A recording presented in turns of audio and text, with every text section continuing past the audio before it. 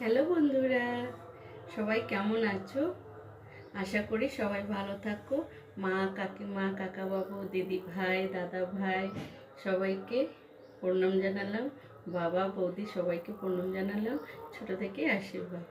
তো আজকে আমি কি রান্না করছি আপনাদের দেখাচ্ছি। আমি প্রথমে 11:30 বেজে গেছে পূজার ছোট্ট রান্নাঘর।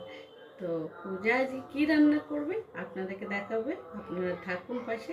আপনারা দেখুন, আমি প্রথমে কড়া বসিয়ে দিয়েছি, ভাত করে দিয়েছি, কেন হাজব্যান্ড আমার 1:45টার সময় বাড়ি চলে আসবে, তাকে তো খেতে দিতে হবে, কোনো উপায় নেই। আমাকে রান্না করতে হবে, রান্না করে ওরা গুছাবো।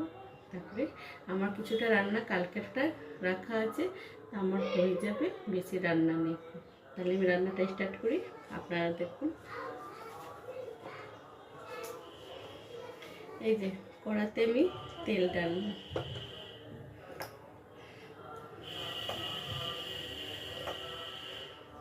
তো আজকে আমি সজনের ডাঁটা দিয়ে ঝোল করব, সর্ষে দিয়ে, সর্ষে বাটা আর পোস্ত বাটা, কাঁচা লঙ্কা আর খানিকটা একটু নুন দিয়ে বেটেছি, তাই জন্য তেঁতোটা লাগবে না। তো বেটে নিয়েছি, কেন হয়ে যাবে একটু। আমি তেলটা গরম হবে, তো বড়িটা আমি ভেজে নেব। আমি ছোটো বড়ি দিয়ে করছি। এই যে ছোটো বড়ি দিয়ে আমি রান্না করব। তো কালকে আমি গেছিলাম প্রসাদ খেতে, ভোগ খেতে, আর মাথায় সিঁদুর লাগিয়ে, শীতেতে সিঁদুর লাগিয়ে আমি এসেছিলাম। একটা ভিডিও করেছিলাম, ভিডিওটা আমি ছেড়েছি, আপনারা নিশ্চয়ই দেখেছেন হবে।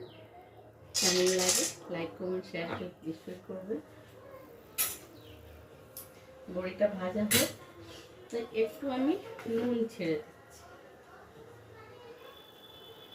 এই যে এতটা আমি নুন ছেড়ে দিচ্ছি বড়িটাতে।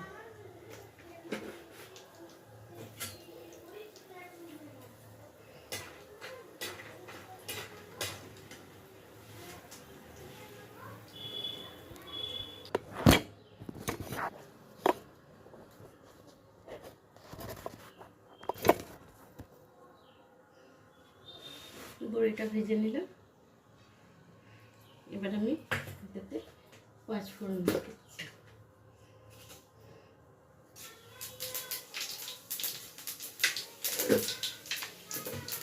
1 চামচ, ছোটো চামচ আমি 5 ফোড়ন দিচ্ছি। এই বেগুনটা